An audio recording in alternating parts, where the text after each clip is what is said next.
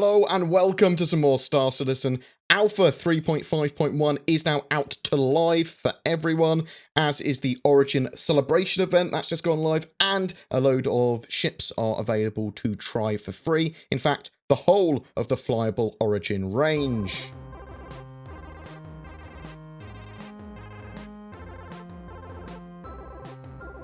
From now until the 13th of June, every Origin ship that's currently available in the game is free to fly for all backers.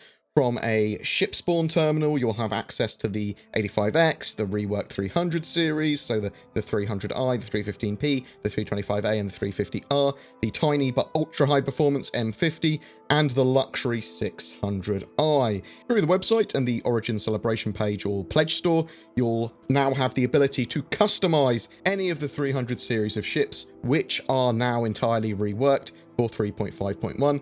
You'll see a customize button on the 300 series ship when you try and purchase one, or if you already own one, then you'll see a customize button in the hangar section of the website, and on the Origin Celebration page there, you can click on I already own a 300 series ship, customize. For this initial rollout, you'll be able to customize the 300 series hull color, cockpit finish, yoke, seat, model material and finish, bedding, decorations and flair, and select from various component and weapon packages. Each variant has some unique colours and weapon options and item packages tailored to its role. Some of the changes are entirely free in the customization system, some have a cost attached to them, with the weapon and component packages being relatively highly priced, whereas paint jobs are $1 to $2. Check it out.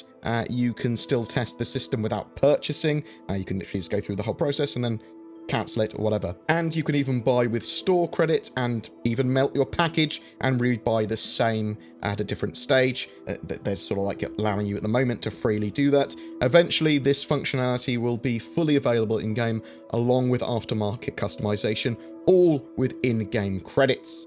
However, in the 3.5.1 patch, there is what I believe to be a fantastic major addition, which is the ship loadout components and weapons modifications are now restored to your ship after filing an insurance claim. This is referring to any customization that you do to any of your ships in-game, so getting the best items for your needs is now extremely sensible and viable. Those changes persist even when you reclaim your ship, not just for the 300 series, but for literally any ship in game with any item you buy and fit to it.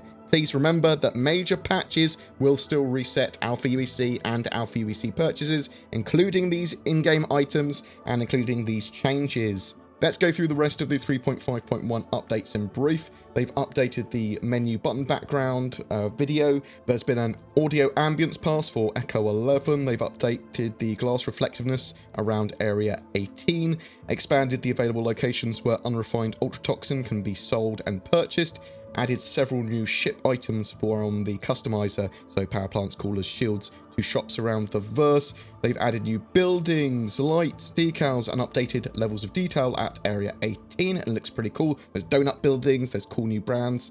They've lowered box carry positions for female characters to allow them to see better over them. The 300 series have been reworked and added. There's been a polish to the 300i audio and a retuning of the 300 series flight behavior.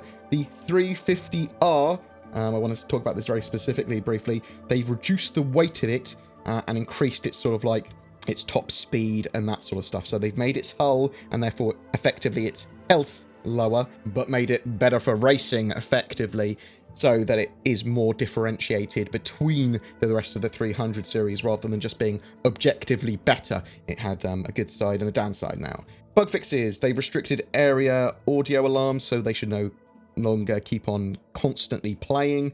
Delivery missions should no longer be occasionally withdrawn upon delivery. Players should no longer occasionally load into the game before the ground, causing them to fall to their deaths. Some ships should no longer spawn partly into the ground, damaging them.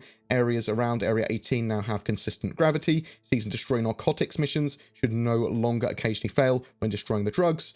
Guards should no longer stay hostile after killing the player. They fixed an issue causing ships to sometimes spawn in different locations other than those listed on the ASOP terminal. So it would say Hangar 1, but it wasn't Hangar 1. It was a lie. They fixed broken kiosks in Area 18 Kasab outlet and for glasses that disappear when dropped at the G-Lock bar. There's been improvements to ship AI to reduce wing wobble habits. The downed satellite Darnley mission should now properly progress. Turrets and FPS AI should no longer respawn if one player in a group dies while doing a related mission.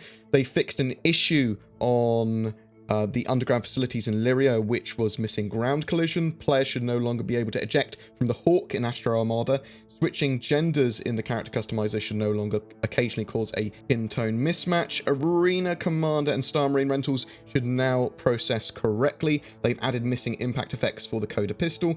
Missiles should now consistently do damage and not hug their targets, which is much better. They fixed some issues that prevented ultratoxins showing in cargo after purchase. Purchased cargo should now correctly appear in the hold of the Avenger Titan. There's fixes for the missing audio ambience at Lorville Security and Customs, and scanning loop re-triggering repeatedly when mining has also been fixed. The Steel Stash mission marker should no longer disappear if the user dies during the second objective.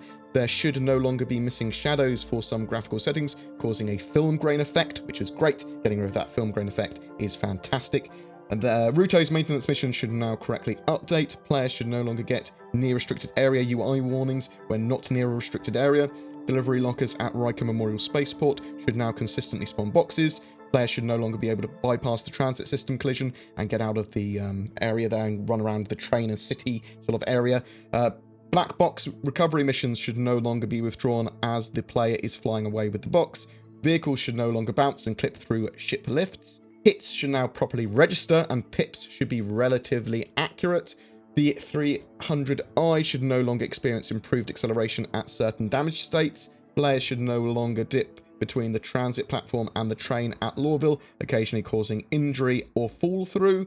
The doors on the Caterpillar should now properly lock. Buying commodities at an outpost should now change the inventory level. Fixed an issue where mineable deposits would show up if the player was less than 1,000 meters away when scanning. Destroyed ships should now be read-only in the Vehicle Manager app, including in the hangar, preventing them from going into a bad state.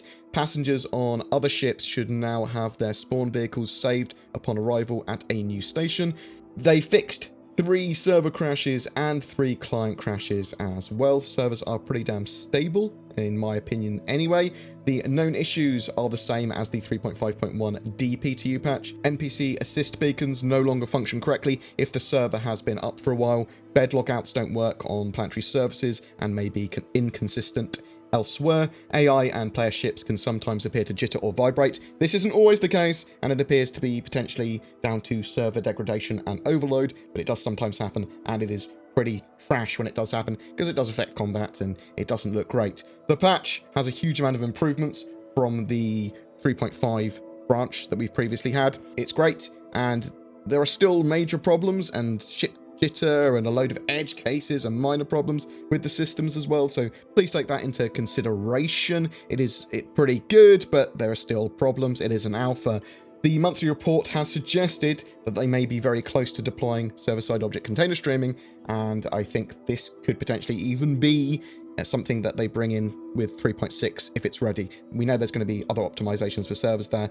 Hopefully this will help a lot of that. Lots of improvements to AI as well. Again, hopefully that will help some of these problems like the ship jitter, and they do need to sort of like keep on dialing in the balance for ships, balance for weapons, the new flight model, AI, all of that sort of jazz as well.